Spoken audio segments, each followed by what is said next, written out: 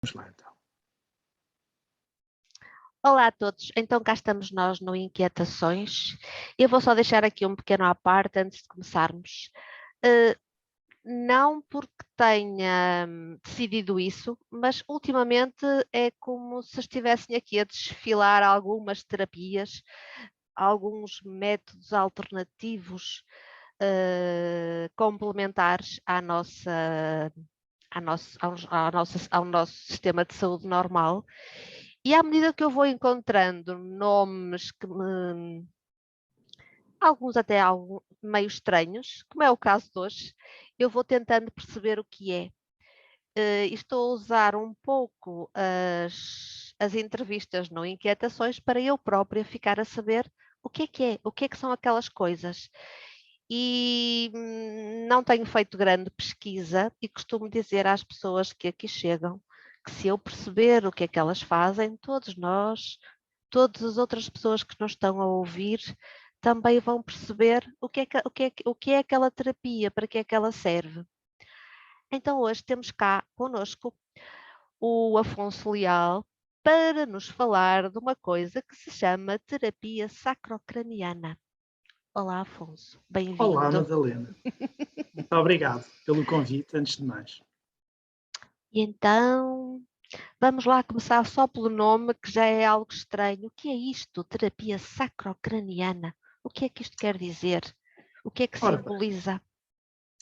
a terapia sacrocraniana é uma descendência da osteopatia.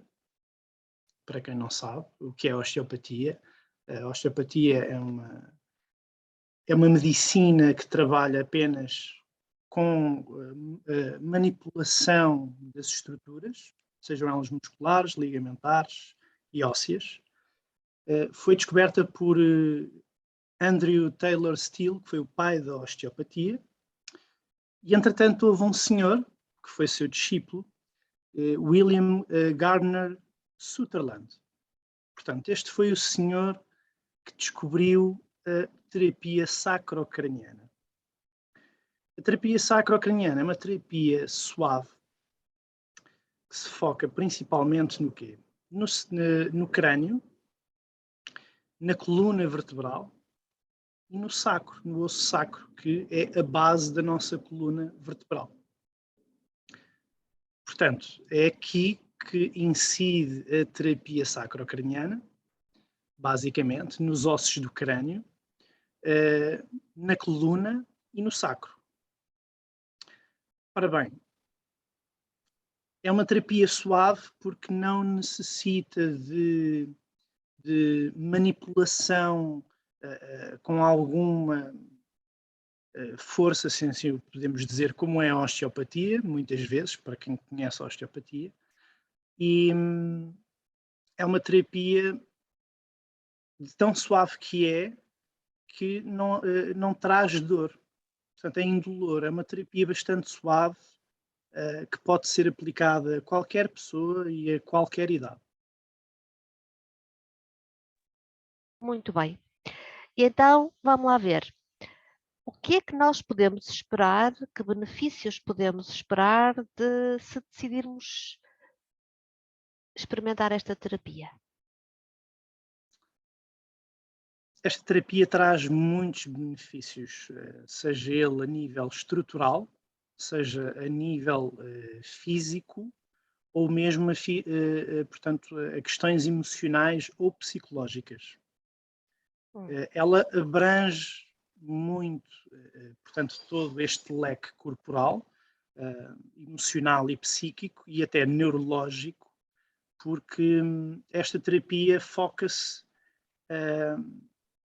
numa coisa chamada movimento respiratório primário, que foi algo que Sutherland descobriu, e este movimento é um movimento muito suave, que é detectado com um toque muito suave, e por isso é que a terapia sacrocraniana é uma terapia suave, indolor, exatamente por isso.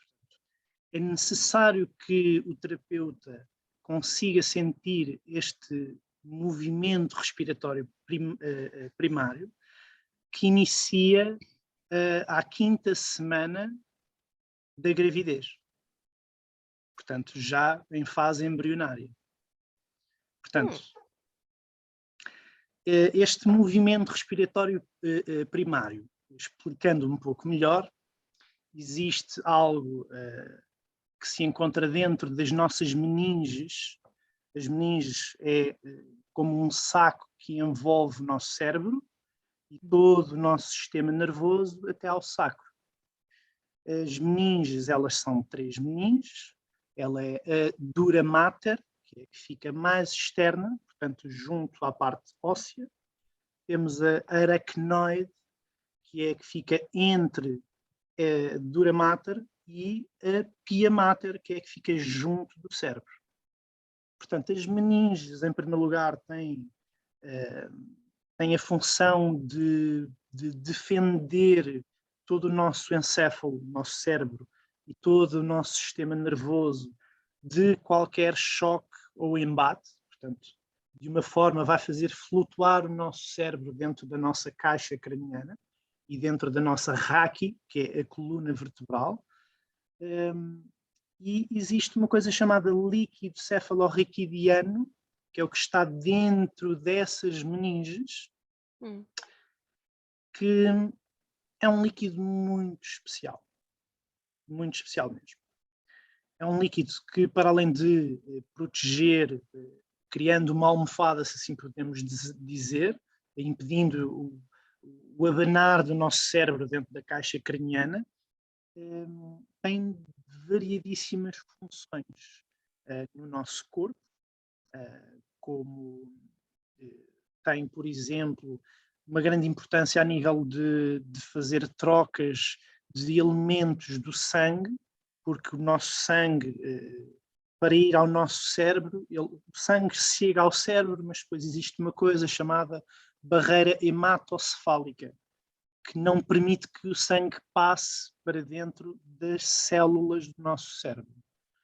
E então esse líquido cefalorraquidiano consegue fazer aquilo que se chama a transferência desses, portanto, todos esses materiais necessários ao nosso cérebro, como a glicose e outros nutrientes, e faz transportar, portanto, também para o cérebro todos esses nutrientes, como também faz o efeito reverso, remover tudo o que seja processos já nocivos, assim digamos, não é? Portanto, excretórios do nosso cérebro, e vai levá-lo para a parte venosa para que seja então expelida do nosso corpo. Ora, este líquido cefalorraquidiano é que é o responsável pelo movimento respiratório primário. Foi o que o Sutherland descobriu ao fim de cerca, isto é, ele trabalhou 60 anos como osteopata, voltado principalmente na terapia sacrocraniana, e trabalhou muito em volta deste movimento respiratório primário, que faz com que este líquido circule suavemente, portanto, dentro das nossas meninges, por todo o nosso corpo. Podemos dizer também que é um líquido muito importante porque é o princípio, praticamente, do nosso sistema imunitário. Portanto, ele alimenta também todos os nossos nervos ao longo da nossa coluna vertebral, ele que dá a transferência também, como no cérebro, de todas estas trocas de nutrientes necessárias para a manutenção normal do nosso sistema nervoso.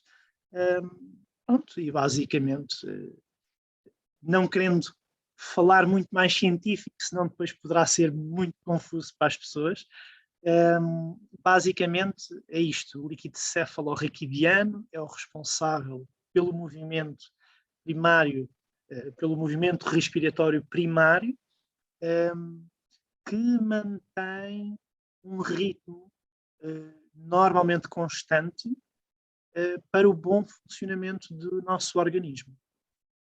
Digamos que se Se o sangue é muito importante para o bem-estar da nossa saúde, o líquido cefalorraquidiano é o mestre do sangue. Nuno, a cada dia que passa eu sinto-me mais ignorante. Ah, juro, não estou a brincar. Então, pelo que eu entendo, vocês conseguem detectar com as vossas mãos, digo eu, Sim. com o toque, apanhar, detectar Este movimento. esse tal movimento. Ok. Portanto, toda a terapia é feita praticamente com o toque na cabeça do paciente, é isto? Grande parte da terapia, sim, é focada, portanto, nos ossos do crânio, mas também nos focamos por outra coisa que são os diafragmas. Isso depois vai um pouco depender do problema do paciente. Portanto, existem 5 diafragmas no nosso corpo. 5? Não é só um? Existe um músculo diafragma. Existe então um músculo diafragma, exatamente, e esse é um dos 5 diafragmas. Esse é o diafragma respiratório. Portanto, como fica na base, portanto, da nossa caixa torácica, da caixa respiratória, ele é responsável, em primeiro lugar, pela respiração, portanto, o que permite nós insuflarmos e esvaziarmos os pulmões é exatamente este músculo diafragma, que acaba por ser um pilar, ao mesmo tempo, da estrutura do nosso corpo. Digamos, se existir uma prisão, por exemplo, do lado esquerdo, nesse diafragma, é muito provável que possa existir problemas respiratórios, em primeiro lugar, do lado esquerdo do pulmão, ou problemas de baço, ou mesmo problemas de estômago. Em parte também fígado, porque o fígado, portanto, atravessa praticamente todo o diafragma, portanto, da esquerda à direita, apesar da sua maior massa se situar do lado direito. Portanto, é escusado dizer que se houver uma prisão do lado direito do diafragma, irá influenciar diretamente o fígado e a vesícula biliar também. Podendo influenciar também a parte gastro, portanto, na parte de cólon, do cólon ascendente, que sobe em direção ao fígado, e o transverso, que passa, portanto, por baixo do fígado, junto ao duodeno e à frente do pâncreas, e, portanto, por baixo do estômago, ao lado esquerdo. Portanto, acaba por ser um pilar muito importante, que convém que tenha um bom funcionamento, um movimento fluido, para que haja harmonia, portanto, tanto na parte respiratória como na parte infradiafragmática, portanto, nesta parte visceral, portanto, a nível de fígado, baço, estômago, pâncreas, vesícula. Por isso, cada vez mais ouvimos dizer que é tão importante a nossa respiração e que nós não sabemos respirar. É verdade. Nós não respiramos, nós sobrevivemos. Normalmente fazemos a respiração, portanto, apenas superior, chama-se inspiração torácica, da parte superior. Sim. Na realidade, deveríamos respirar muito com o diafragma. Portanto, deixando o ar preencher a parte inferior dos pulmões para que haja uma maior troca gasosa a nível de troca de oxigênio e dióxido de carbono. Então, como eu dizia, este é o diafragma respiratório. Portanto, ele foca-se em patologias ou, portanto, em problemas, sintomatologias nessa área, portanto, seja ela supradiafragmática ou infradiafragmática, portanto, junto às vísceras ou então à parte respiratória. Está ligado diretamente também com o aparelho portanto, cardíaco, porque os pulmões e o coração trabalham em conjunto.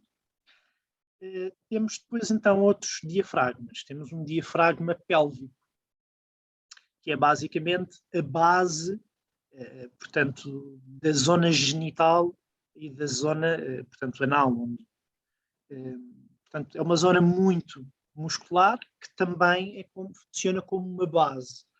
Funciona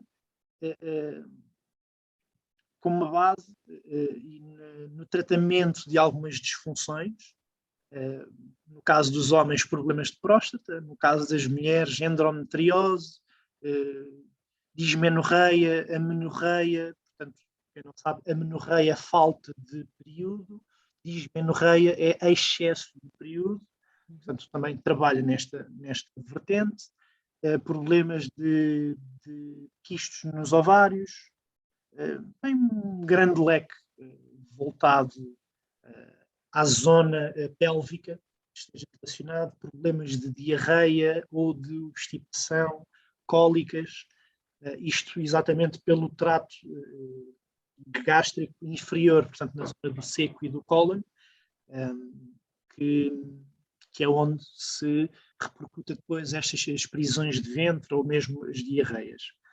Temos outro diafragma, que é o diafragma torácico, que foca-se basicamente entre a zona da clavícula e do externo e com as omoplatas. Este diafragma, focamos-nos nele para problemas emocionais, portanto, da parte superior respiratória, para outros problemas de pleuresias.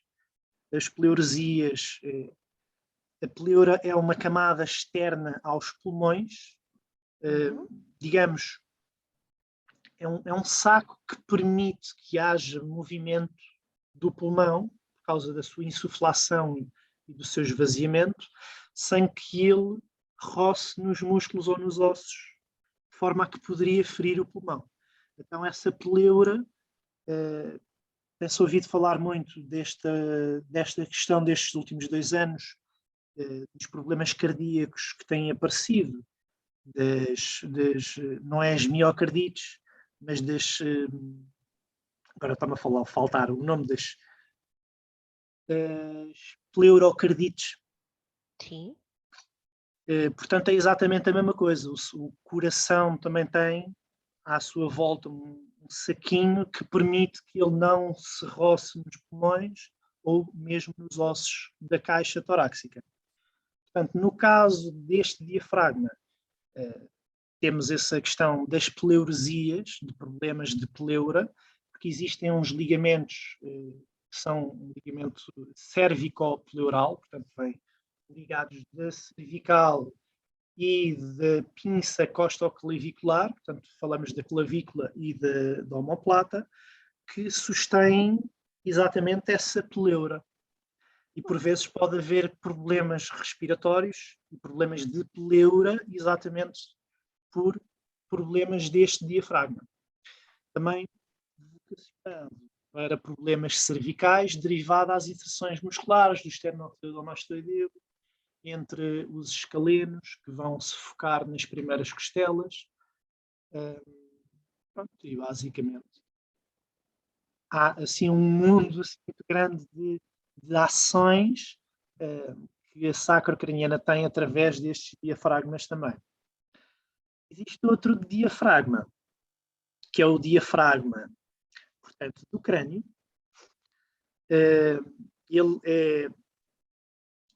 Ele é composto por aquilo que nós chamamos duas membranas, poderíamos dizer ligamentos, mas não é bem um ligamento, é uma membrana. Uma delas é a foice, que divide, portanto, o hemisfério esquerdo do hemisfério direito. E depois temos na base do nosso occipital, portanto, temos depois aquilo que se chama o cerebelo. E o cerebelo tem exatamente também uma membrana, mas na sua horizontalidade, que se chama o tentório. Tanto a foice como o tentório, elas estão unidas e permitem o movimento do cérebro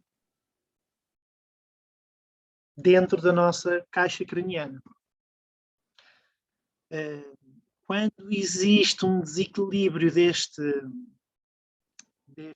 destas duas, portanto, da foice e do tentório, podem existir problemas de enxaquecas, podem existir problemas do sistema neurológico autonómico. O nosso sistema neurológico autonómico é a necessidade que nós não temos de tomar uma ação para o nosso coração estar a trabalhar. Ou mesmo para nós não necessitamos de nos focar na ação de respirar. É uma questão autonómica. E neste caso, portanto, trabalhar este diafragma vai ajudar, portanto, nessas questões também de sistema neurológico autonómico, enxaquecas, dores de cabeça, alguns problemas também de cervicalgias, problemas de dores de cervical, e entre outras, muitas outras. Depois, isto trabalhando apenas diafragmas, que poderemos ter que trabalhar praticamente todos os diafragmas numa consulta, ou por vezes trabalhamos um ou dois diafragmas e eles vão autorregular todos os outros diafragmas. Entendo. Alguns problemas também, peço desculpa, alguns problemas também de sacro, do osso sacro. Isto porque o sacro funciona em binómio com o nosso osso occipital. Portanto, o nosso osso occipital, quando ele se move para trás, o sacro vai se mover também para trás. Ou seja, ele tem, as minhas mãos estão ao contrário, peço desculpas. Se o occipital andar para trás, o sacro vai fazer isto. Isto no movimento respiratório primário, que é um movimento muito suave, que tem cerca de 3 a 6 ciclos, e esses ciclos são espaçadamente entre 10 a 20 segundos, a 12 a 32, 36 segundos, conforme depois a nomenclatura, mas isso depois o terapeuta irá conseguir sentir exatamente esse movimento, que pode ser sentido no crânio, pode ser sentido nos membros, até nos pés pode ser sentido esse movimento. Pai, uma terapia destas, que eu já vi que é super completa, isto quanto tempo demora? 1 hora, 2 horas, 3 horas? No mínimo 1 hora. Normalmente entre 1 hora e meia. Isto já com a anamnese. A anamnese é falar com o paciente, perceber quais são os seus problemas, tentar perceber se existem ou não algumas contraindicações, também existem em alguns casos. Em casos de aneurismas, em caso de aneurismas, em caso de traumas diretos, portanto, quando existe um trauma, um grande trauma, portanto, um traumatismo craniano, não devemos mexer nesses casos. Existe aqui outra questão que me está a escapar agora de momento. Quando as veias elas dilatam demasiado e ficam demasiado frágeis. Ok. Portanto, também não devemos, nesses casos, manusear. Muito bem. Ora bem, já temos aqui uma quantidade de situações que podemos tentar trabalhar com a terapia sacrocraniana. Afonso, tu estás em Lisboa. Sim. Zona de Lisboa. Na zona de Lisboa. Sim. E acredito que também poderias vir ao Porto. Sim, é uma questão de organizar a agenda, mas sim. Teria muito gosto em ir ao Porto, logicamente, que já há muitos anos que não vou. Isso parece mal. Dizer que já há muitos anos que não vem ao Porto. É verdade, infelizmente. Então, se eu tiver alguém com uma patologia, um problema, quantas sessões, pelo menos, precisamos fazer? Pelo menos, tem que haver um mínimo. Alguma coisa se resolve com uma única terapia? Quando estamos a falar apenas de sintomas, por vezes poderá uma, 2 sessões ser necessária. Não ultrapassando mais do que isso, isto porque o nosso corpo autorregula-se. É a base da osteopatia, é igual. Portanto, na terapia sacrocraniana vai funcionar exatamente da mesma forma e eu diria que se calhar mais completa. Porque a osteopatia é muito estrutural, portanto, na manipulação óssea e muscular, também visceral, portanto, quando existem problemas diretamente da víscera, também podemos trabalhar algumas vísceras diretamente, mas aqui aquilo que nós trabalhamos é aquilo que nos marca o ritmo normal daquilo que nós somos como seres humanos. Este movimento respiratório primário, é isso que nós principalmente vamos trabalhar na sacrocraniana.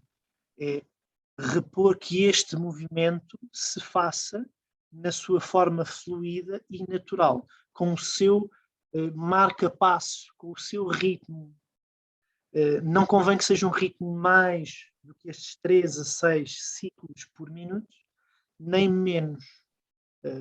Vou dar um pequeno exemplo. Por exemplo, quando as pessoas têm febre, o que acontece é que a febre aumenta estes ciclos. Ou seja, vai causar uma desregulação no corpo, de alguma forma, apesar de a febre ser um mecanismo de defesa, portanto, de agentes agressores ao nosso bem-estar. No caso, por exemplo, das depressões, que nós também nos focamos e trabalhamos depressões, no caso das depressões, sim, teria que ser provavelmente sessões semanais, portanto, de se calhar 2 a 3 sessões semanais, talvez durante um mês ou 2, dependendo do grau depois da depressão. No caso da depressão, este ciclo é muito mais lento. Aquilo que nós queremos é repor sempre o movimento respiratório primário, aquilo que é a essência da pessoa. Da pessoa. Na verdade, uma harmonização, não é? Exatamente. O que me leva a outra questão. Nós não, então esta terapia, pelo que me está a parecer, não serve apenas para quando já há um sintoma, quando há uma doença, quando há uma patologia. Exato. É importante fazê-la como prevenção, pura e simplesmente para harmonizar o nosso corpo, para o nosso bem-estar. É isto? Sim, sem dúvida. Aquilo que normalmente acontece, principalmente a quem experimenta uma consulta de terapia sacrocraniana, não tenha propriamente uma patologia ou algo que o transtorna há muito tempo.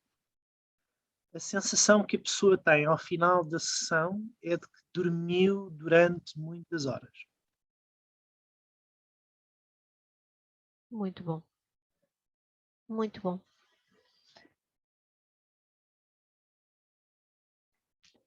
Afonso, sim, eu fico muito agradecida por te ter disponibilizado para me vires a ensinar o que é a terapia sacrocraniana. Fiquei com curiosidade. Diz-me onde é que as pessoas te podem encontrar. Há algum contacto, alguma página? Neste momento estou no Instagram para partilhar saúde.dentro.i.de.ti. Que bonito. Portanto, saúde dentro e fora de ti. Muito bem. Exatamente. Perfeito. Podem-me contactar através de mensagem. Está lá inserido também um e-mail para que me possam contactar. É muito simples. Hoje as novas tecnologias permitem-nos contactar facilmente através destas plataformas.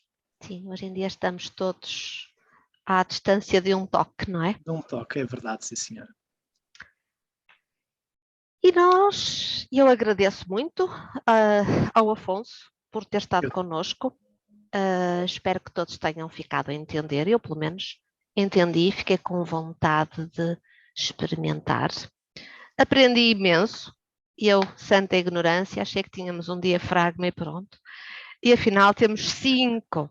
5. Oh, é verdade. uh, Obrigada por ter estado aqui, Afonso. Muito obrigada pela tua paciência em Não, estar aqui a explicar não o faz teu mal. trabalho É, e espero ver-te no Porto em breve.